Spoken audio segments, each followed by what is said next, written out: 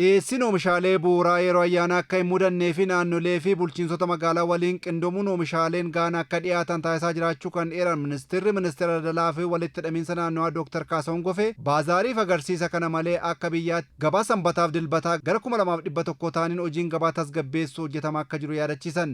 በመላ ሀገሪቱ ከ2100 በላይ የቅዳሜና እሁድ ገበያዎች ተሰናድተው guutuu biyyaatti gabaan sanbataaf dilbataa gara 2100 ta'an banamanii oomishaaleen gahaan gatii madaalamaan akka gurguraman hojiilee bal'aan hojjetameera.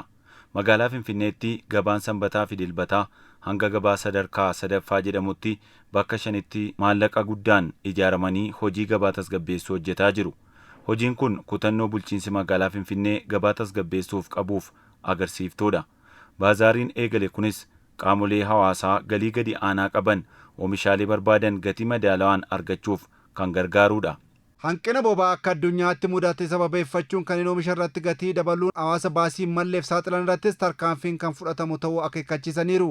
ነዳጅ ዋጋው ጨምሯል በሚል ሂሳብ ከነዳጅ ጋር ግንኙነት ባላቸውም በሌላቸውም ምርቶች ላይ የሚደረግ ህገወጥ የዋጋ ጭማሪ yaada gatiin boba'aa dabaleera jedhurraa ka'uun boba'aa waliin oomishaalee wal qabatanis ta'e kan waliin qaban irratti kanneen seeraan ala gatii dabalan gochi kun fudhatama akka hin qabnee fi itti gaafatamummaa kan fidu ta'uu hawaasa daldalaa hubachiisuun barbaada. Ministeerri keenya caasaalee sadarkaan jiran waliin hordoffii fi to'annoo akkasumas kanneen seera cabsan irratti ammoo tarkaanfii barbaachisu ni fudhata. Baazaariif agarsiisni kutaa magaalaa Finfinnee hundatti banamu kan himan ammoo hooggantuu biiroo daldalaa magaalaa Finfinnee Aadde Abiibaa Siraaj oomishaaleen gahaan gatii madaalawaan hawaasaaf dhiyaatanii waan jiranii fi hawaasni akka itti fayyadamuu dhaamaniiru. ይሄ ባዛር ዛሬ መላው አዲስ አበባ ውስጥ 11ዱም ክፍለ ከተማ ላይ ይከፈታል። Baazaariin kun guutuu magaalaa Finfinnee kutaalee magaalaa 11 hundarratti banameera. Haaluma wal fakkaatuun gabaa sanbataa fi dilbataa 246 ta'anitti baazaariin kun jira. Akkasumas giddugaloota gabaa 7 irrattis baazaariin wal fakkaatu ni jira jechuudha. Kanneen kun hunduu gatii oomishaalee tasgabbeessuuf bulchiinsi magaalaa Finfinnee hojii hojjechaa jiru kan agarsiisanidha.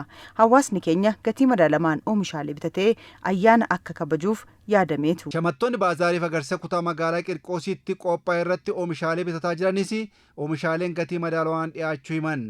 Baay'ee gaariidha. Keessattuu ayyaana kana keessa bakka adda addaatti sababa naaftaatiin gatiin qaala'ee jira. Asii immoo akkuma argamu shunkurtiin birrii 65 kunoo hanqaaquunis birrii 14 haala gaarii ta'een bitataa jirra. Dhiyeessiinsaa akka barbaaddetti argita waanuma mul'atudha. Akka barbaaddetti nama hundaaf akka ga'utti dhiyaatee jira. Baay'ee gaariidha.